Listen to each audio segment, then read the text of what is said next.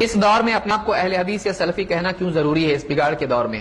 اس لیے کہ ہر آدمی خود سے تحقیق نہیں کر پاتا ہے، اور وہ آدمی اگر کہیں بھی چلا جائے گا صرف مسلم کرتے ہوئے تو شیعہ کی ٹولی میں بھی جا سکتا ہے، قادیانی میں بھی جا سکتا ہے. اس کو معلوم ہونا چاہیے کہ مجھ کو کون سی گاڑی میں بیٹھنا چاہیے، اس کو معلوم ہونا چاہیے بھائی میں کہاں جاؤں.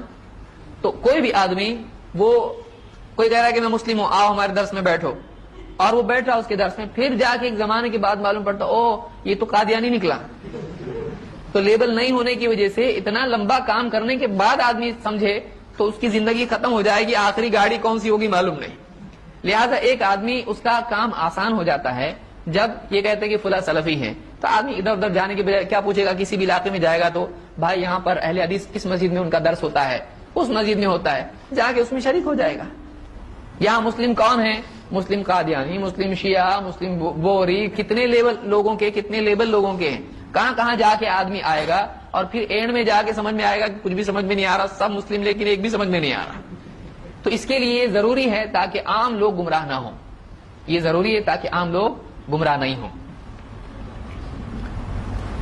اور تاکہ معلوم ہو کون سے علماء معتبر ہیں کون سے علماء معتبر نہیں ہیں، کہاں جانا چاہیے کہاں نہیں جانا چاہیے. اس سے آسان ہو جاتا ہے.